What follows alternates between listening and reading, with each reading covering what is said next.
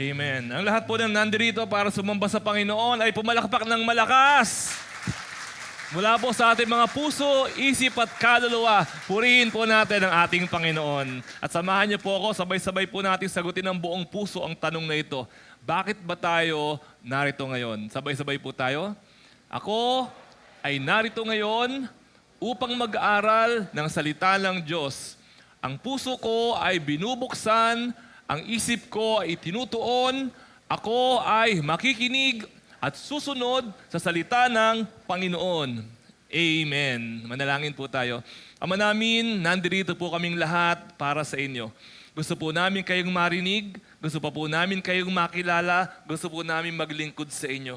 Kaya Panginoon, dalangin namin ang kapangyarihan nawa ng banal na Espiritu o magpuspos sa lugar na ito.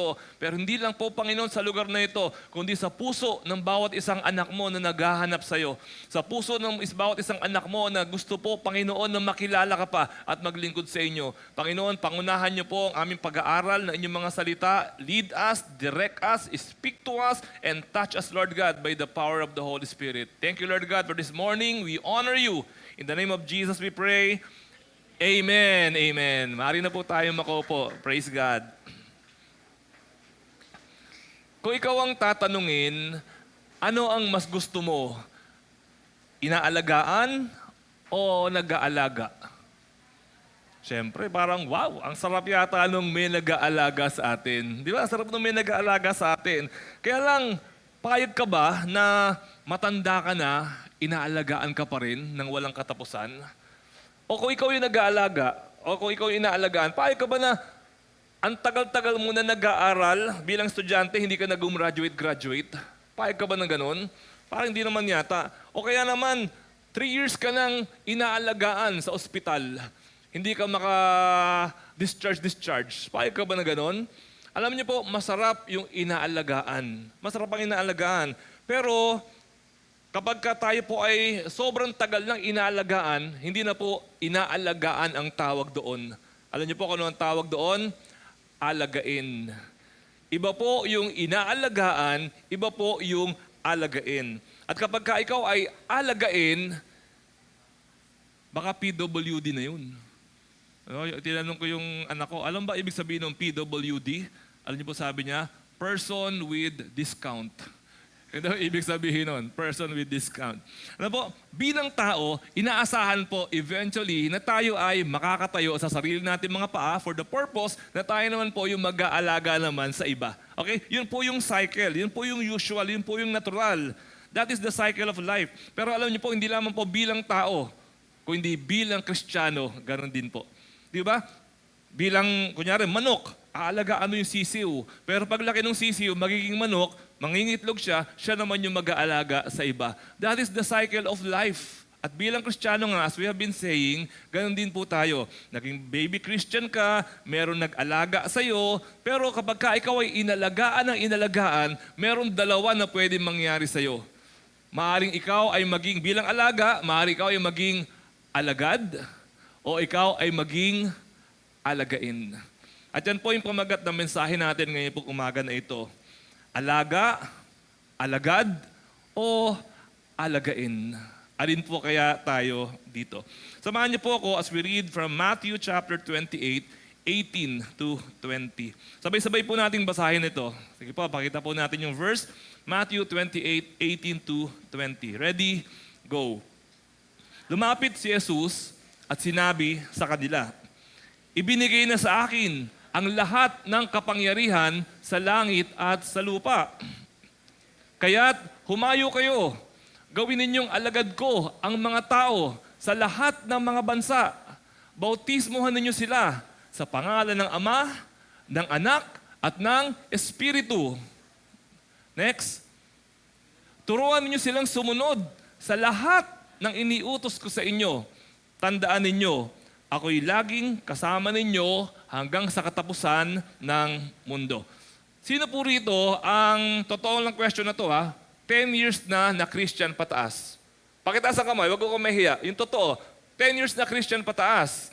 Okay? So, marami na. Okay? Ano po ang tawag dito sa Matthew 28, 18 to 20? Ito po ang tinatawag na the Great Commission. No, ang tawag po rito, Great Commission. Bakit kaya siya tinawag na Great Commission? May commission ba tayo dito? Kapag ito ay ginawa natin? But great pa talaga. No, bakit kaya? Bago po natin pag-aralan, ito pong ating alagad o alagain ngayong umaga po ito, unahin po muna nating tanungin, ano ba ang pinagkaiba ng command sa mission saka sa commission? Pare-pareho ba yan? Command, mission, commission. Bakit hindi na sinabi ito Matthew 28:18-20? Ba't siya tinawag na Great Commission? Bakit hindi na siya tinawag na Great Command? Di ba? Pwede naman. Bakit yung 10 Commandments ang tawag command? Bakit ito ang tawag Great Commission? So dapat tinawag na siya the Great Command o the Great Commandment. Hindi eh. Hindi siya tinawag na Great Mission. Hindi. Ano tawag sa kanya? Great Commission.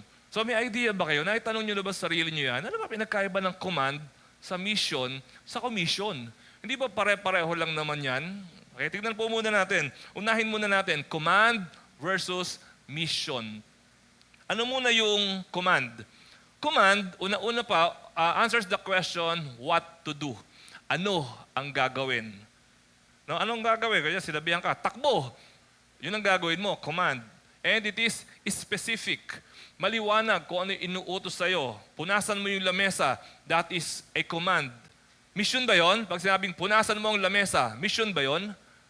Command yon, utos yon. Kasi ito ay what to do, specific kung ano ang gagawin. At pangatlo, ito ay short term. Pagkatapos mong punasan yung lamesa, tapos na yung usapan kasi napunasan mo na yung lamesa. Hindi mo sasabihin na nagawa ko ng mission ko. Ano? Punasan ang lamesa. Parang ang babaw naman nung mission mo na yan, na punasan lang yung lamesa. Okay, so ano yung pong definition natin ng command? It answers the question, what? Ano ang gagawin? Siya ay specific, maliwanag, at siya ay short term. Pag sinabi naman po natin na mission, ano naman ang mission? Ang mission naman answers the question, why? Purpose. Bakit mo gagawin yan? Pag sinabi sa'yo na takbo, it's a command. Pero pag sinabing takbo, bakit ka tatakbo? Para sa gipi ng Ilog Pasig. Oh, it becomes a mission. Nagkaroon ng mission yung takbo mo. Nagkaroon ng purpose yung takbo mo. Diba? Punasan mo lamesa. Command. Bakit? Kasi dadating si nanay, magbubunga nga. So yun ang mission mo. Punasan yung lamesa para hindi magbunga yung nanay mo na dadating. Iba yung command, iba yung mission. Ang mission is more general. Kung specific yung command, yung mission ay general. At kung short term ang command, ang mission ay long term, pangmahaba. Sabi nga natin, sagipin ang Ilog Pasig. Ano ba? Ganyan. Long term yan. Hindi mo yan magagawa agad-agad ngayon pong araw na ito. So example, sa military. Pag sinabi ng military, attack! Ano yan? Command o mission? Command. Okay, pag sinabing attack, yun ang command, anong mission? Kailan siya nagiging mission? Anong mission kaya? Win the war. Siguro yon, no? Or hulihin ang tumatakbong senador. Siguro ganon. Kung ano man. Iba yung command, iba yung mission. Okay? So mas mahaba, mas long term, mas general, or whatever. Okay? Ano pa? Kunyari sinabi sa'yo, magluto ka. Command o mission? Command. Anong mission? Busugin ang pamilya. No, wag patayin sa gutom ang pamilya. No, iba yung command, iba yung mission. Pag ikaw ay sabi ng nanay mo sa'yo, mag-aral kang mabuti. Ano yan? Command o mission? Command yan. Anong mission mo? Ba't ka nag-aaral mabuti? Magkaroon ng magandang buhay, magandang kinabukasan. Okay, so nakita na po natin difference ng command tsaka ng mission. Pag sinabi sa'yo, walisin mo ang kalat. Command. Anong mission? Diba? Para maging malinis ang buong bahay. May purpose. Yung pong command, walang purpose. Pwede kang utusan, hindi mo alam ang purpose. Pero pag alam mo yung purpose, nagiging mission na siya. Nagiging mas malaki ang scope. Hindi lamang siya maliit na scope. Okay, so malinaw na po sa atin yung command. Okay, tsaka yung mission. Ano naman ang commission? Bakit biglang meron pang commission? Bakit dadagdagan pa ito? Now, mission versus commission. Ano naman ang pinakaiba ng mission tsaka ng commission? Commission answers the question, who? Kanina po, command answers the question, what? And yung mission answers the question, why? Pero ang commission answers the question, who? Okay? So, mamaya po, may example po tayo niya. No? Pero sige, bigyan ko na kayo ng example. Kunyari, command, hakutin ang basura. Okay? Command yon, specific, short term, hakutin ang basura. Anong mission? Ba't yung hinahakot ng basura? Para maging malinis ang pamayanan. Okay? Yun ang goal, para malinis yung buong barangay. Kailan siya naging komisyon? Kapag ka yung barangay ang nag-utos sa iyo, ikinomission ka na ikaw ang maglilinis ng basura. Pagka nililinis mo yung basura, hinahakot mo yung basura, hindi mo pwede sabihin na kinomission ako eh. Ba't mo hinahakot yan? Kinomission ako eh. Sino nag-commission sa'yo? Wala. Kinomission mo sarili mo? Hindi. No? Maaari mo utusan sarili mo, hindi mo kinomission ng sarili mo. Okay po? So medyo malinaw, okay? So it answers the question, who? Sino ang nagsugo sa'yo? So therefore, merong sender. Okay? Merong nag-send sa'yo. Meron ding sendee, kung merong word na sendee. Kasi attender, attendee. Di ba? Interviewer, interviewee. Di sender, sendee. Wala akong maisip eh. Siguro, pasensya na kayo kung magagaling kayo sa English, di kayo na. No? Hindi, okay. Para maliwalag lang. Okay? So, merong inutusan at meron ding nag-utos. Okay? Malinaw ha? May inutusan, merong nag-utos. At dahil may inutos, merong inutusan at may nag-utos, merong responsibility. Meron kang responsibilidad. Inutusan ka eh. Hindi sa iba iniutos eh. Inutusan ka, hakutin ng basura. Tapos dumating siya, nandun pa rin yung basura. Sino papagalitan? Ikaw. Ikaw ang inutusan eh. So, may responsibility at mayroong accountability. Ano pong accountability sa Tagalog? Pananagutan. No, mayroong pananagutan. Responsibilidad mo at pananagutan mo. Yun pong ibig sabihin ng commission. May memo na kapangalan sa'yo. At sabi ko nga po kanina, kunyari sinabi ng barangay, hakutin ng basura para malinis ang barangay. Kinukomisyon natin ang church na to para hakutin ng basura. Hindi ho basta utos yun. Meron po yung official na memo. Okay? At palagay ko, may budget. At palagay ko, pag sinabi natin na, ay, pengi yung mga walis, magpo-provide ng mga walis, kailangan namin ng sasakyan para paglalagay ng basura. May ipoprovide ng mga gamit. So, yung buong authority, kapag kami pumigil sa'yo, uy, bakit yung nililinis yung basura? Amin yan ah. Pwede mong sabihin, magsumbong kayo, susumbong nyo sa barangay. Tapos yung barangay, eto ngayon ang barangay, kasama ninyo, di ba? May authority tayo na dala-dala. Yun po yung pinagkaiba nung commission. Kaya napaka-importante po nung commission. You can do whatever you want, pero kung walang commission, hindi mo pwedeng gawin yan. Pwede kang pigilan, pwede kang harangin, pwede kang patigilin kasi walang nagko-commission naman sa iyo. Okay, so malinaw po yun. Look at this. Di ba? Command, mission, commission. Para po madali. Pag pinagsama mo, di ba yung command may nag-utos, yung mission may trabaho. Pag pinagsama mo yung command, tsaka mission, pag pinagsama mo, ang commission. Di ba? Command, tsaka mission equals commission. Okay, mga nag-iisip ng commission dyan. Hindi yung commission ang pinag-uusapan natin dito. Okay? Commission, inutusan po tayo, meron po tayong responsibility. Okay, now, punta po tayo ngayon sa church. Sa church natin. Okay? Worship team. Okay, nakita natin, nagtutugtugan ng worship team. Ano ang command sa worship team? Ang command sa worship team ay kumanta, tumugtog, at 6 na kanta, may specific, no? 6 na kanta tayo, 30 minutes tayo, wag masyadong malakas ang bass. May mga commission tayo, example lang yan, sorry ah. May mga tayo, command tayo na gano'n, no? So, ano ngayon, yun ang command sa worship team. Ano ngayon ang mission ng worship team?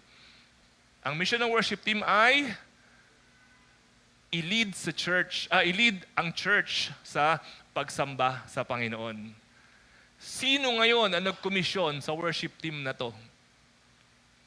Pwede bang maski sino umakyat dito? No, ako magpapakanta ngayon. Matagal ko ng pangarap humawak ng mic.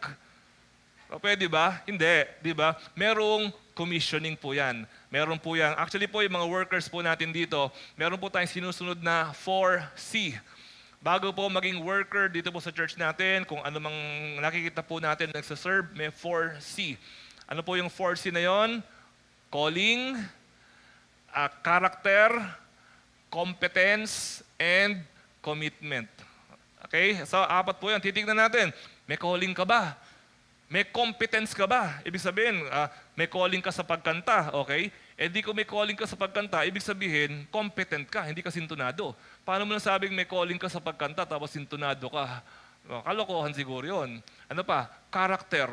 Ang ganda-ganda nga ng boses mo, may calling ka, yung character mo naman, bulok. Aba, hindi ka rin pwede na worship singer kasi ang pangit. Or panghuli, commitment. Ang ganda nga ng boses mo, may calling ka, ang bait-bait mo, tulog ka naman lagi, hindi ka naman nakaka-attend, tinatamad ka naman lagi, wala din. So meron po tayong ganun. So hindi ho maski sino pwede maging worker sa church po natin. Tatanungin natin itong apat na to, kayang ba mag-commit?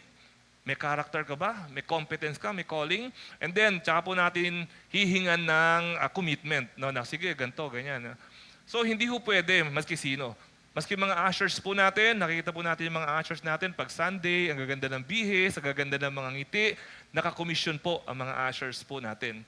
So, ano ang command sa mga ushers? Ushers, ano ang command sa mga ushers? Nakangiti.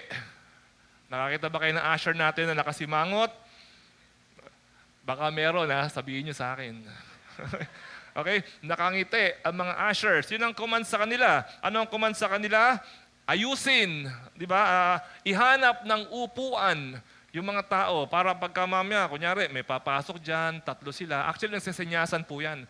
Sabihin nila, mayroon tao sa pinto, may usher. Sesenyas siya sa usher sa loob. Sabi niya, 3. No, 3. Hindi siya umu-order ng 3 daw na upuan. Tapos yung usher sa loob, titingin siya, teka, 3 maghahanap siya ng 3. Yun, meron 3. Dadalhin niya ngayon doon. Yun ang command sa usher. Ano ngayon ang mission ng ushers? Ano mission? Kaayusan. Pangkabuuan, pangkalahatan na kaayusan. May commission po ba ushers natin? Meron. So they were commanded, they have a mission, and they were commissioned. So, I hope malinaw na po yung 3 na yan sa atin. No? Command, mission, and commission. Okay, now, having said that, balikan po natin yung Matthew 28:18-20. Balikan po natin ito.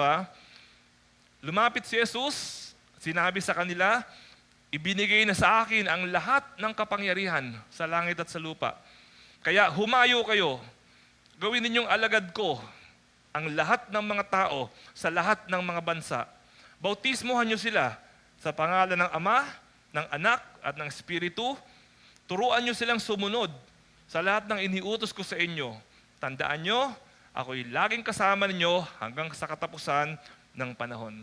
Sa verse na ito, atin pong himayin ang command, ang mission, at ang commission. Ano po ang command sa verse na ito? Kung gusto niyo balikan yung verse, nandiyan po sa inyong mga program, nasa unahan po, nasa first page ng atin po mga handout, nakasulat po yun dyan. Ano kaya ang command dito sa verse na ito? Humayo, okay, ano pa? Ang command po ay verb. Verb, okay, hanapin niyo yung verb dyan. Meron po dyan at least 3 na verb.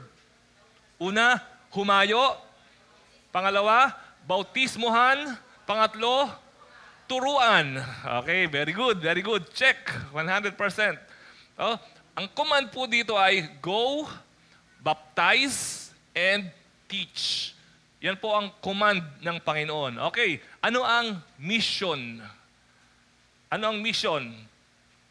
Kung ang command ay go, baptize, teach, why? Why do we go? Why do we baptize? Why do we teach? For the purpose of para ano? The purpose is, the mission is to make disciples. But go and make disciples. Ito po ang mission natin. Ang command sa atin, go! Mag-evangelize kayo. Baptize, bautismohan nyo pag tumanggap sa Panginoon. Teach, turuan ninyo para maging matino ng mga alagad. Para sila ay maging disciple. Sila ay maging alagad. Now, commission. May commission ba tayo dyan? We were commissioned. Actually, kaya ang verse 18, tignan niyo po ang verse 18, sabi dyan, lumapit si Jesus, sinabi sa kanila, ibinigay na sa akin lahat ng kapangyarihan. May authority si Jesus. At ikino-commission ni Jesus ang lahat. Pagdating po sa bandang huli, verse 20, turuan niyo yung verse 20 po. Turuan niyo silang sumunod sa lahat ng sinasabi ko sa inyo. Tandaan niyo, ako'y laging kasama ninyo hanggang katapusan ng mundo. So, si Jesus ang nag-utos, okay? The commission was given by Jesus with support and with accountability. Kaya kumpleto po ito. Ito ang Matthew 28:18-20. Meron itong command, meron itong mission, at meron po itong commission. Ngayon, ano ang mission? Sabi nga natin, the mission is gumawa ng alagad. That is the mission. Kaninong mission po yan? Sa 12 disciples? Sa kanila lang? Patay na sila Di wala nang gagawa niyan. Sa lahat po itong mission na ito. Sa church ang mission na ito. Verse 19. Kaya, look at this Humayo kayo, gawin ninyong alagad ko ang mga tao sa lahat ng mga bansa. Ang title natin ngayon, alaga, alagad, alagain. Anong word ang ginamit? Paki-show natin, Matthew 28:19. Anong ginamit dyan? Sinabi ba dyan, kaya't humayo kayo, gawin ninyong alaga ko ang lahat ng mga tao? Hindi. Sabi ba dyan, humayo kayo, gawin ninyong alagain ang lahat ng tao? Hindi. Hindi po inutos ni Jesus na gawing alagain ang mga Christian. Hindi po inutos ni Jesus na gawing puro alaga ang gawin sa mga Christian. Ang inutos po niya gawing alagad ang lahat ng Christian. So, ano trabaho ng church? Ano trabaho ng church na ito? Ang trabaho ng church na ito, gawing alagad ang bawat isa na pumapasok sa pintuan na yan. Trabaho ng church na ito, na lahat po ng papasok dito ay hindi maging attender lang, member lang, listener lang, nakaupo lang. Hindi po yun ang trabaho ng church. Manonood ng show. Hindi ito show. Hindi ito show time. Wala tayo ritong games. Wala tayo dito. We are worshiping the Lord. This is the church. Yun po ang goal natin. Hindi po gawing convert, hindi gawing guest.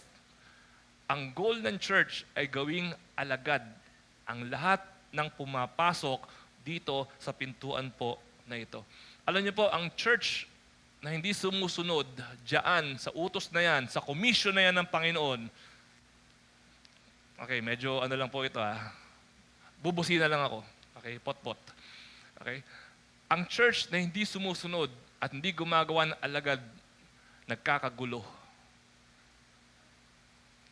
Ulitin ko ang church na hindi gumagawa ng mga alagad at sumusunod na utos nito, nagkakagulo. Una, ang church na hindi sumusunod sa utos na ito, hindi lang nagkakagulo, nagkakasawaan. Bandang huli, ba't nagkakagulo? Kasi nagba-Bible study na tayo, umaattend tayo ng church, umaattend tayo ng ganyan. Ilang taon na? 15 taon na. Paulit-ulit naman. Paulit-ulit ng pinag-aaralan, paulit-ulit ng sinesermon, paulit-ulit ng sinasabi. Lahat naman ng sermon natin dito, magpakabait di ba?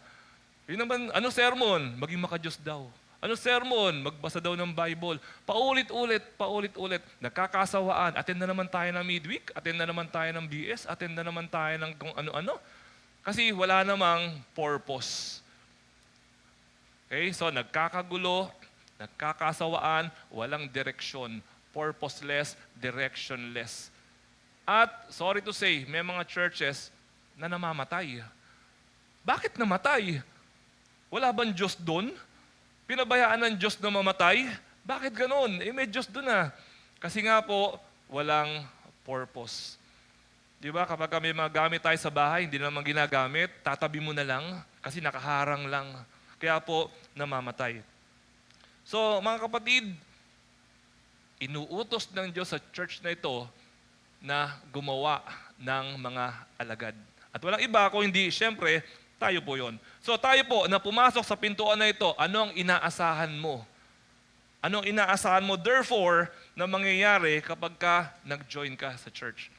Na ikaw ay magiging alagad. Alam niyo po, ang ginagamit natin na word ngayon, alagad, hindi disciple. Kasi po yung word na disciple, gas-gas na. Ang dami, lagi ko lang naririnig yan, disciple, disciple, disciple. Pero hindi naman naintindihan kung ano ibig sabihin ng disciple. Pero alagad. Alagad ka ba? Alagad ka na ba? Yun po ang calling natin na maging alagad. Therefore, let us have a different POV pagdating sa church. A point of view. Magkaroon tayo ng kakaibang point of view. Pag umattend po tayo ng church, ano po ang dahilan ba tayo umattend ng church? Magpe-pray, may hihingin, ano ba, sasamba sa Panginoon, mag-worship, walang masama. Of course, maganda. Pero alam niyo po, gusto ko magkaroon tayo ng ibang point of view when we attend church. Ano pong point of view? Una-una po, when you join a church, sa handout po natin, no? You join a church, not just attend. Ano pinakaiba ng dalawang yon? You join a church. You don't attend the church, but you join the church. Ikaw ay nagiging bahagi. Ikaw ay nagiging kasali. Ikaw ay kasapi.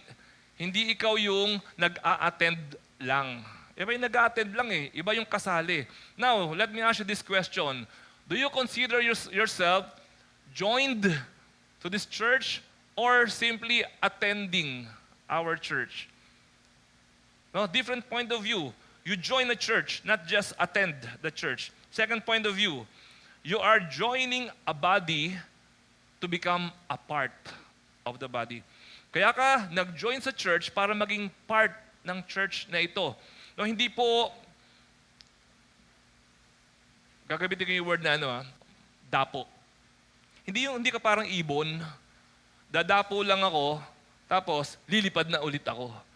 Hindi lang naman ibon gumagawa, ginagawa din ng langaw yun eh. Dadapo lang ako, lilipad na uli ako.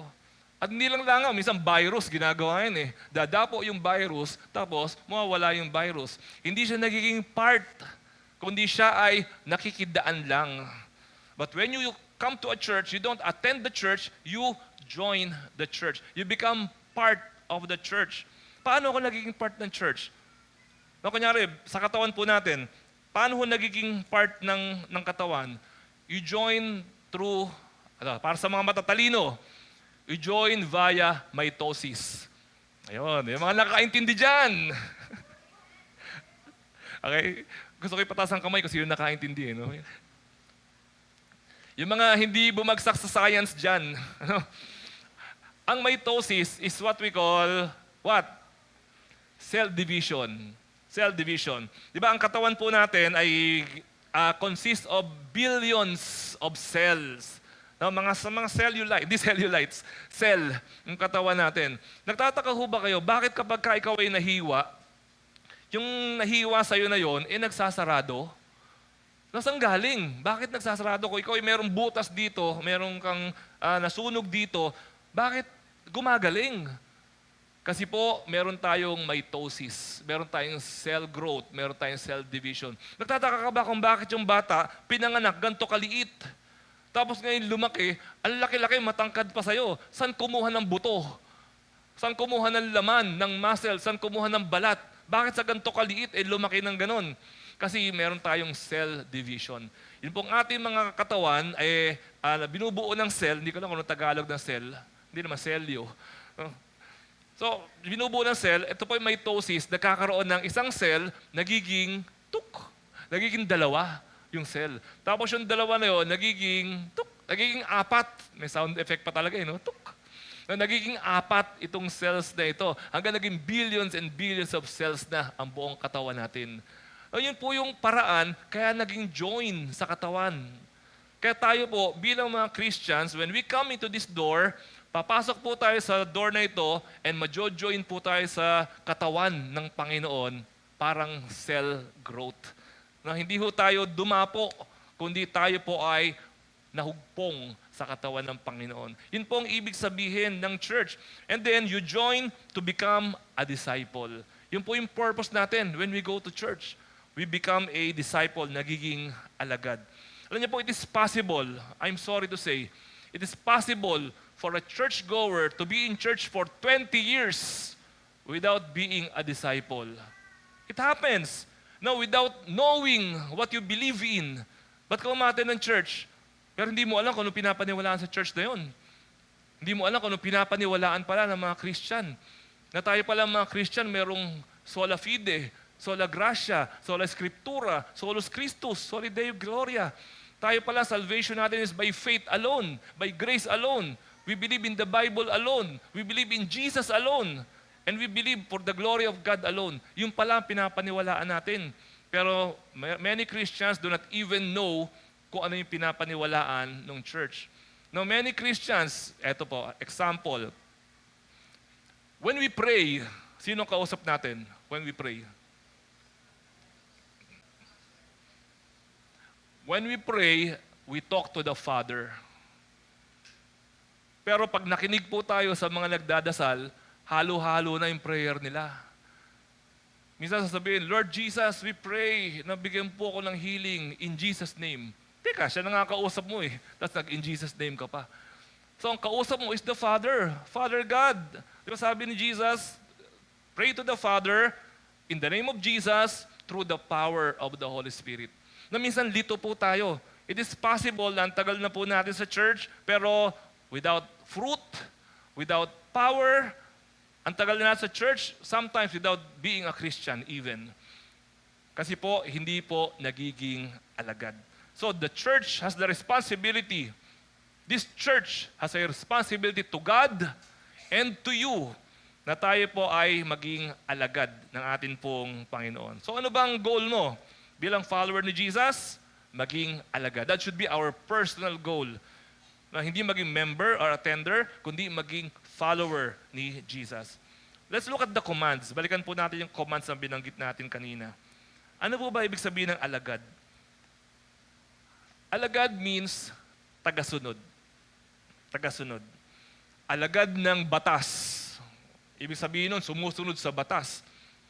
Alagad ng sining. May kilala ba kayo? Alagad ng sining. Di ba? Alagad ng sining. Ibig sabihin, yan ay magaling pagdating sa arts. Alagad ng Diyos.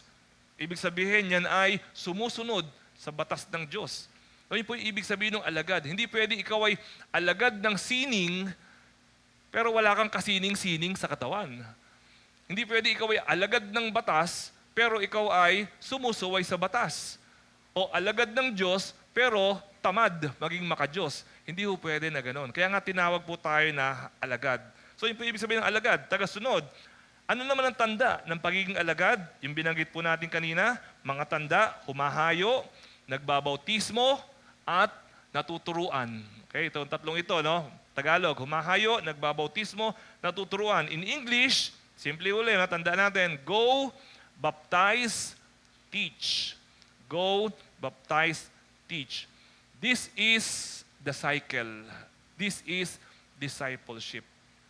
This is church. Ito po ang ibig sabihin talaga ng church. Kilala niyo po ba si Helen Bella? Yung mga bata, hindi, no? Pero yung mga tumatango, alam na. Okay? Si Helen Bella po, naging Christian siya noong 70s. Tapos po, siya po ay artista noong 70s. Sinira niya po at dinisciple niya si Connie Reyes. Siguro kilala natin si Connie Reyes kasi active pa naman siya ngayon. At si Connie Reyes, dinisciple naman niya ang iba pang mga artista, kasama doon si Gary Valenciano.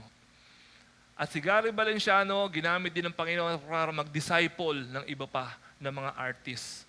So mula kay Helen, nagkaroon ng Connie, nagkaroon ng Gary, at nagkaroon ng iba pa. Yun po yung ibig sabihin ng discipleship. Yun po yung ibig sabihin ng alagad. At hindi lang naman pang artista yan. Dito po sa atin, meron din ganyan. Wala lang yata rito ngayon. Example lang, no? Wag naman magtampo yung iba, no? Kasi example lang naman ito, no?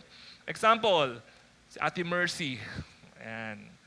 Si Ate Mercy, dinisciple niya si Ate May Habitan. Andito ba si Ate May Habitan ngayon? Wala, may work si Ate May. Tapos si Ate May Habitan naman, dinisciple niya marami. Kuya Roger Carvalho, yung asawa niya, si Ate Mia, yung iba pa mga... At minsan may mga dinadala si Ate May na dinidisciple niya dito sa church natin. Yun po kasi yung goal, yun po kasi yung design. Si Pastor Christian, kailan niyo ba si Pastor Christian? Okay, pastor natin yun, ano ba naman kayo, hindi niyo kilala. Okay, si Pastor Christian, no? Okay, naging Christian siya, may nag-disciple sa kanya, tapos dinisciple naman ni Pastor Christian si Teacher Pat, Teacher Pat Sanchez, andito rin sa... Andito ba si Teacher Pat? Wala din. Asan yung mga dinidisciple? Ba't wala? Hindi, may mga work. At si Teacher Pat naman, dinidisciple naman niya si Faith at saka si Adi. Andito ba si Faith at si Adi? Para nakita ko. Ayun, taas na ba na kamay? Yung dalawa dyan. Uy, taas nyo kamay nyo. Taas, hindi kayo nakikita. Ayan, okay? So si Faith at si Adi, may di-disciple naman sila na iba. That is the goal. That is the purpose. Ako po, nag-disciple sa akin, si Greg Evans. At nung ako po naman po ay na-disciple na niya, meron din akong dinisciple, si Rod and si Nares naman. At hindi lamang po si Rod, mag-iitong church na to is kasama rin po sa dinidisciple ko, pati po yung iba mga Bible study groups na hawak ko. No, it moves. Kasi paano gagalaw yan mula kina Pedro papunta sa atin kung hindi po yan sumasalin ng sumasalin. So wag po tayong papayag na yan po ay mamamatay. Pagdating sa atin, namamatay? Hindi ho. Kailangan po magtuloy-tuloy po yan. Siguro may magtatanong, Pastor, nagba-Bible study ako eh. Hindi ba discipleship na yun? Okay, ma-attend ako ng men, women, ma-attend ako ng youth. Hindi ba discipleship na yun? Alam niyo po, ang sagot doon, depende. Depende. Depende saan? Depende sa goal. Kung ang goal po ng men, women, youth, o goal ng Bible study is maturuan tayo para sumunod, saan susunod? Doon sa go, baptize, and teach.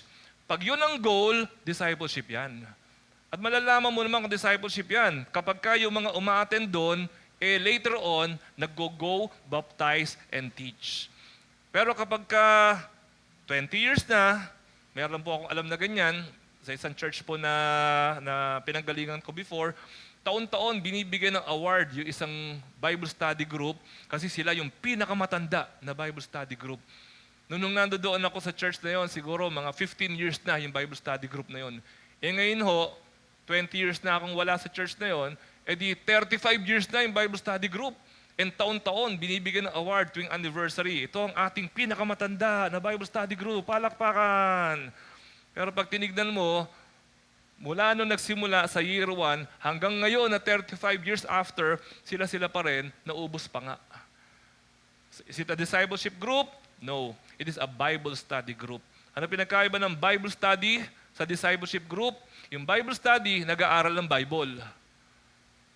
Yung discipleship group, nag-aaral din ng Bible, pero may purpose, may goal. To go, to teach, to go, to baptize, and to teach. Yun po yung napaka-importante na pinagkaiba po dito pong dalawa na ito. So paano ba nagiging alagad? Pastor, paano nagiging alagad? What's the process para maging alagad? Una po, humahayo. Okay, nakita na natin yan kanina. Humahayo, nag-evangelize, inaral po natin yan. Pastor, gusto ko humayo. Paano ba? 3, pray, care, share. Inaral po natin yan, no anniversary natin.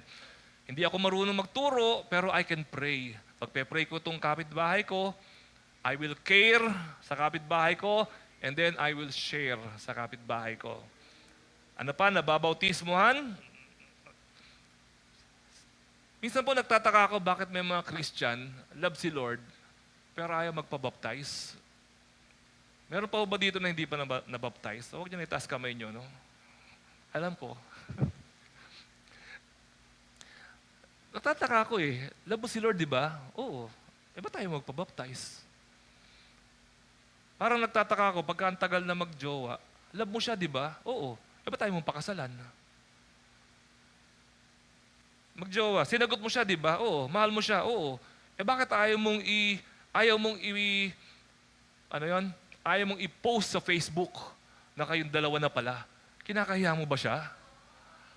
Di ba, dapat pagka nagka-jowa ka, change status. Nagiging from single, nagiging it's complicated. Ano ba yun? Nagiging di ba? In a relationship. Kasi, ang happy-happy mo, alam niyo po, meron po ako lahat halos ng mga kinakasal ko po. Halos lahat ng mga kinakasal ko. Kung ikinasal po kami ng January, sumunod na taon, nagpo-post pa rin ang mga litrato nila. 2 taon na, nagpo-post pa rin ang litrato ng kasal nila.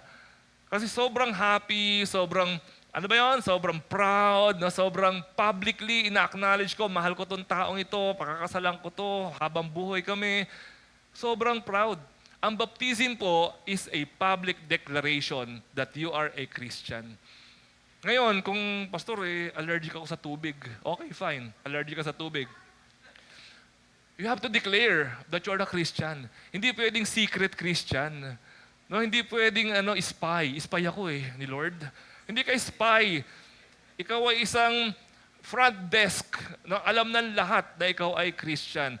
Kung ayaw mo magpabaptize, okay, pagpalagay na, takot ka sa tubig, ayaw mo magpabaptize, magpatarpulin ka. Ipatarpulin mo, Christian ako. O kaya magpa-billboard ka, Christian ka. O i-post mo sa Facebook, no, ako ay Christian, tinanggap ko si Jesus, mamamatay ako para kay Jesus. You have to announce it publicly. Hindi pwedeng tago. Hindi pwedeng ganon. And baptism is a public event, public ceremony na sinasabi po natin, we declare that I am a Christian, I am going to obey Jesus for the rest of my life. So yung iba, ba't ayaw magpabaptize?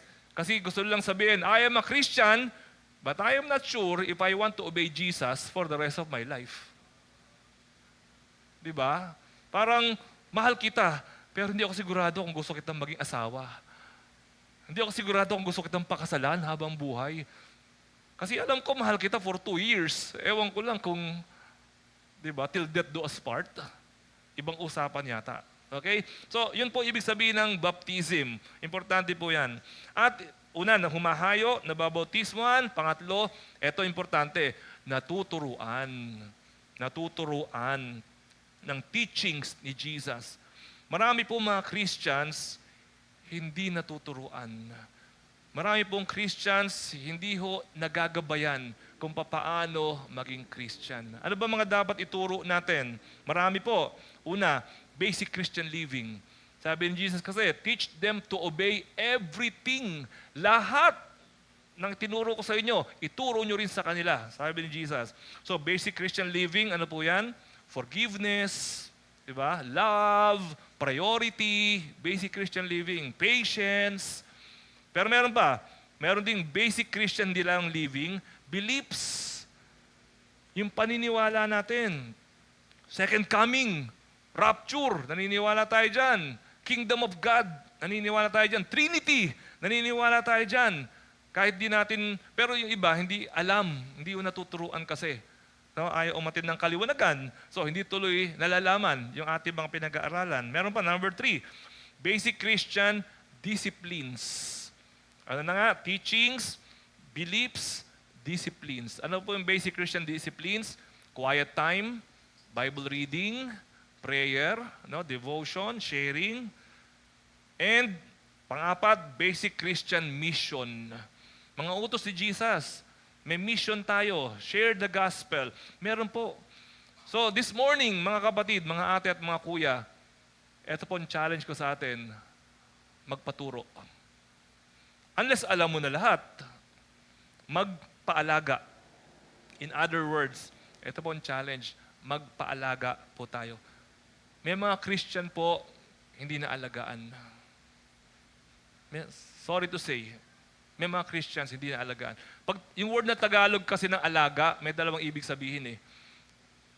Meron kang alagang aso, at saka meron kang alagang baka.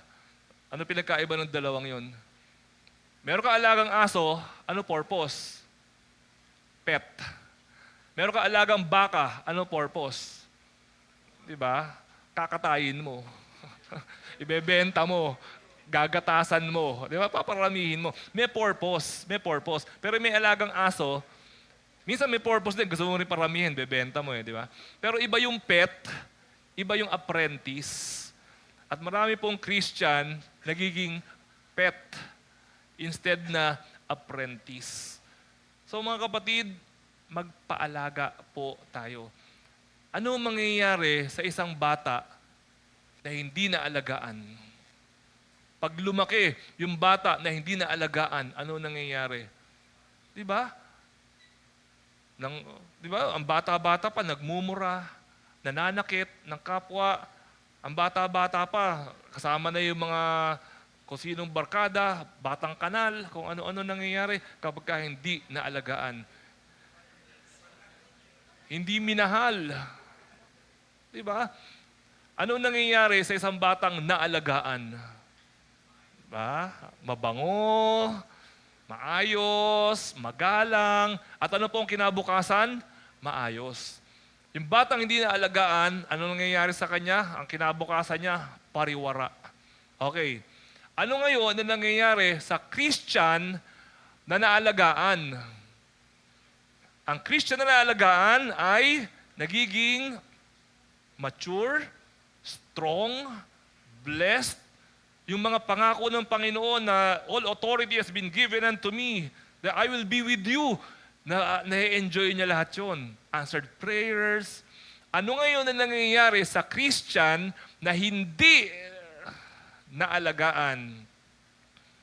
No, we can just imagine kung ano nangyayari kapag hindi naalagaan. Hindi na-appreciate ang power ng Diyos. Hindi nararating yung kanyang potential. At minsan pa, nagkakalat.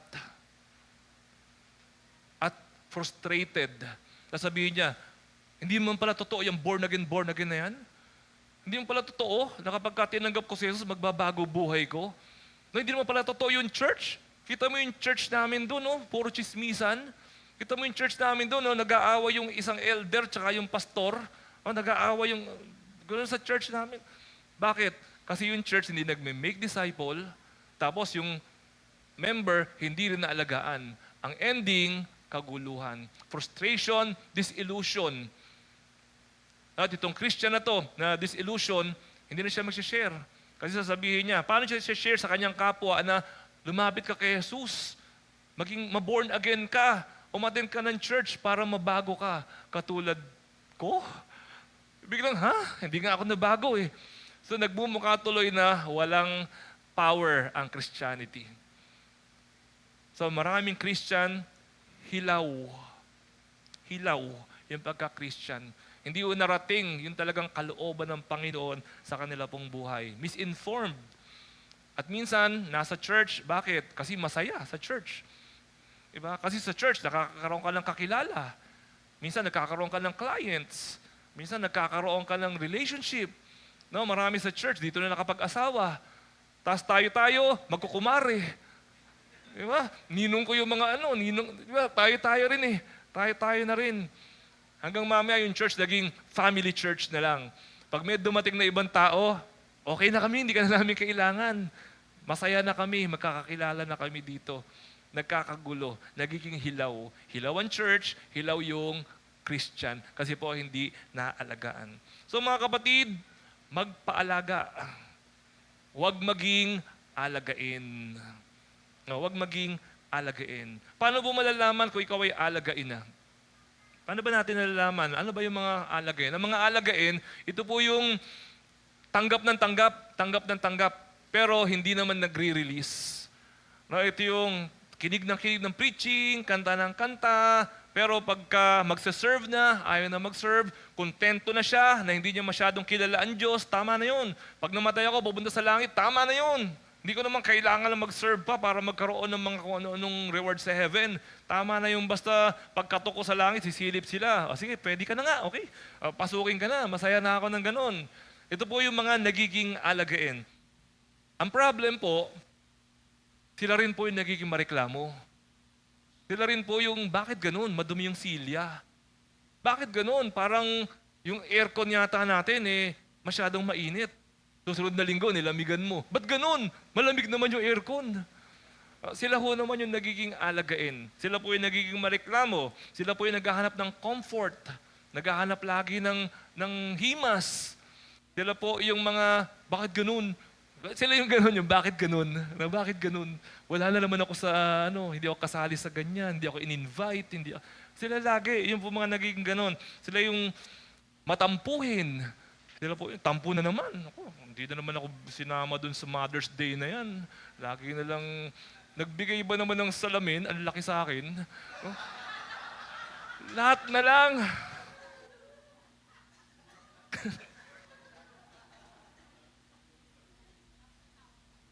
Alam niyo po, nakakaubos ng lakas. Nakakaubos ng energy. Nakakaubos ng oras. Sa halip na, saan tayo pupunta, Pastor? Dito, magdi-discipleship tayo. Tapos susunod, ba't wala si Pastor? Inaayos yung dalawang member, nag-aaway Sa halip na nagdi-discipleship tayo, inaayos natin yung nagtatampo. Inaayos natin yung nag-aaway. Inaayos natin yung hinuli na naman ng barangay. Tapos nakalagay pa ron, love God, love people, make disciple. Habang nakakulong sa barangay. Ang sakit sa ulo. Alam niyo po yun, siguro ang Diyos kung meron lang biogesic para sa Diyos, siguro umiinom siya ng biogesic. Masakit ng ulo ng Panginoon. So, magpaalaga, mga kapatid. Be an alagad. Be a disciple. Huwag maging alagain. Kasi po, meron tayong commission. Merong utos sa atin ng Panginoon. Balikan natin, Matthew 28:18-20. Okay, lumapit si Jesus, sinabi sa kanila, ibinigay na sa akin ang lahat ng kapangyarihan sa langit at lupa. Kaya go! Sabi ni Jesus, go, go, go. Okay na. Nahawakan ko na yung authorization. Meron na. Naibalik na ulit sa akin. So, go and make disciples. Si Jesus po ang ating appointing authority. At sabi nga po natin kanina, kapag ikaw inutusan ng nanay mo, sinabi ng nanay mo, wala kami ng tatay mo, ikaw ang panganay. Ikaw ang bahala dito sa buong bahay, ha? At kapag bumalik na yung nanay at tatay mo, at ikaw panganay, hindi mo nila inayos yung paglilinis ng bahay, hindi mo inalagaan, pinakain yung mga kapatid mo, at yung aso, hindi mo pinaliguan, kahit na hindi sa'yo nakatoka yon, kahit inutos mo doon sa kapatid mo, pagdating nila, ikaw pa rin ang papagalitan. Alam na mga panganay yan. Panganay po ako. Yung mga panganay, lagi na lang ikaw may kasalanan. Kasi ikaw ang may responsibilidad. So tayo po ang inutusan ng Diyos. Ang church na to, ang inutusan ng Diyos para alagaan po ang lahat ng papasok dito po sa pintuan na ito. At kapag pumasok ka sa pintuan na yan, at sinabi mo sa sarili mo na, I think, hindi ako dadapo lang sa church na ito. I think, dinadala ako ng Diyos para maging part ng church na ito, then, we have a responsibility to you and you have a responsibility to yourself to become a disciple of Jesus. Magtutulungan po tayo para magawa po natin yan. So, as we close, ikaw ba ay alaga? Ikaw ba ay alagad na nagdi-disciple? O ikaw ba ay alagain? Kapatid, if you are serious with your Christianity, we are serious. This church is serious to make a disciple out of you. This church is serious na ikaw ay maging hindi medyo Christian lang, kung hindi totoong Christian talaga. This church is serious na ma-attain mo yung kalooban ng Panginoon sa iyo. This church is serious. If you are a serious Christian, then we are also serious to make a disciple out of you. So ngayon pong umagang ito, yun pong may ipapamigay po ang ating mga ushers. Hindi, nakaipit na pala sa program natin, sa handout natin. Nakaipit sa handout natin. This morning, I would like to challenge you. Either make disciple or be discipled. May nag-alaga na ba sa'yo before? Naalagaan ka ba? Marami pong Christian hindi nag-aalaga kasi walang nag-alaga. If you want to be discipled, meron pong nakaipit dyan sa handout ninyo, checkan po ninyo yan. I want to be discipled. Gusto kong maalagaan. At kung kayo naman po, hindi, yung iba ba, wala? I hope, okay. Ngayon yung mga wala po, hindi nakaabot sa inyo. I hope may makaabot sa inyo. Pero yung pong front page ng inyo pong, ng inyo pong handout, meron pong QR code na nandiyan dyan sa harapan yan. Para po sa mga sa mga high-tech. Kung may cellphone po kayo, yung camera yan, nakalabas. Itutok nyo lang yung camera ng cellphone niyo dyan. Siyempre, i-launch niyo yung camera, tutok niyo dyan, tutok niyo doon sa inyong harapan. Yan. Tapos pindutin nyo, may lalabas dyan na link. Pindutin nyo po, mag-register po tayo doon. And we would like to know who you are. Kasi ayaw po natin na ang church po natin ay umaandar at marami pong uma-attend na hindi na-disciple. Sa totoo lang po marami po rito hindi na magkakakilala. Nung nagsimula po tayo, kilala natin ang isa't isa, pero marami na po tayo mga naging attendee, hindi na natin kilala, sa mukha na lang. Minsan nakakasalubong tayo, parang familiar siya sa akin, pero hindi umaalala, kasama mo pala sa church. No, ayaw po natin na dumating ang panahon, kukunin tayo ng Diyos, haharap tayo sa langit, tapos sasabihin doon kung sino man nasa pintuan, kung si San Pedro man, sasabihin, name, bigay mo yung name mo. Okay, church. Tapos lalagay mo day by day bikutan. Tapos, pag tinignan sa record, ay sorry, wala ka dito, doon ka sa kabila. Ayaw po natin ng ganun. No, gusto po natin, dinala ka ng Diyos dito, nagkatagpo tayo, nagtagpo ang landas natin, ayaw po natin maghiwalay ang landas natin na wala naging epekto sa isa't isa. Gusto po natin magkaroon ng impact ang bawat isa sa atin. Nandirito ka, hindi ka aksidente, may dahilan ng Diyos kaya ka nandirito. So, kung hawak niyo po yung mga handouts na yun, kuya, meron ka ba dyan? Pahiram naman. Hindi, yung maliit. Ayan, yan. Thank you. Okay, so meron ho tayong maliit na papelito nakaipit sa ating mga kasya ba? Yung ibang wala, Okay, yung ibang wala, taas nyo lang po yung kamay ninyo. Ayan. Meron tayong i-check dyan, I want to be discipled. Gusto ko maalagaan. Okay? Checkan nyo po yun. Or, kung ikaw naman ay dati na nagdi-disciple, tumigil ka lang ngayon, o kaya meron kang dinidisciple ngayon, we would like to know who you are. Kasi baka marami mag-check, I want to be discipled, tapos wala namang magdi-disciple. So we want to know who you are. Kung dati ka nang may dinidisciple, dati ka nang may inaalagaan, dun ka sa pangalawang box mag-check. I want to disciple another person.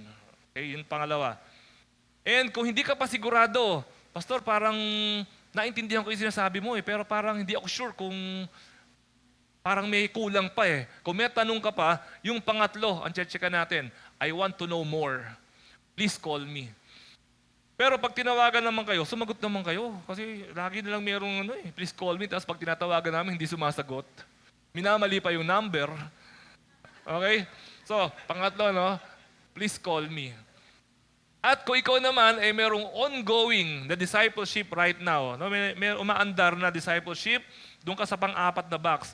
I have an ongoing discipleship with, tapos ilagay mo yung name. Sino ba? Meron akong dinidisciple ngayon, si kuya ganyan. O kaya may nagdi-disciple na sa akin ngayon, si ate ganyan. Ilagay natin doon. So mga kapatid, andirito po tayo, hindi para manood ng program, hindi para mag-attend. We are here to join and we are here to be discipled. So, ulitin ko, if you are serious about your Christianity, if you are serious about being a Christian, then we are serious to disciple you. At nawa po, magsimula ngayong umagang ito ang hamon ng Panginoon sa ating lahat. We are building a first generation of disciples. Magkakaroon po tayo ng listahan, first generation, tapos may second generation. Gusto po natin na ito po ay magpatuloy na magpatuloy. Kunin man ako ng Panginoon, kunin man kayo ng Panginoon, magpapatuloy po ito. Ginawa po natin ang calling natin. Ang utos sa atin at ang commission sa atin ng atin pong Panginoon. Sige po, mamaya po, sagutan niyo po ito. Mananalangin po tayo. Ihulog po ninyo sa offering. Pero maghulog pa rin kayo ng offering. Kasi baka ihulog nyo sa offering ito, akala nyo ito na yon. Hindi iba pa yon. Isabayin nyo lang doon sa offering. O kaya, iwan po ninyo doon sa table, doon po sa labas. Okay? Ngayon po, kung wala ko kayo nito, o may iba pa po na wala rito, yung mga nasa online, meron po tayong QR code dito. Scan nyo lang po yung QR code na yan. Then, we will be in touch with you sa susunod po ng mga araw. Okay, sige po, manalangin po tayo, samahan niyo po ako. Ama namin, salamat po sa inyo ngayong umagang ito. Naniniwala po ako, Panginoon, that your will has been done, your message has been said, and your presence, Lord God, has been felt. Panginoon, alam ko po na may calling po ang bawat isa sa amin. May calling po ang church na to. At amin lamang pong mararating ang calling na ito kung kami po, Panginoon, ay mauhubog, maaalagaan, at magiging ayon po sa kalooban mo na inyo po mga anak. Hiling namin po, Panginoon, sa amin pong pagbasa nito po mga papelito na ito, sa pag-check po namin ng mga boxes na ito, lead us, Lord God, through the power of the Holy Spirit, at maging simula nawa ito, Panginoon, ang journey namin para po maranasan po namin ang kabuuan ng potensyal at kapangyarihan mo sa aming mga buhay. Salamat po, Ama namin. Purihin ka. We love you. We honor you. In Jesus' name we pray. Amen. Amen.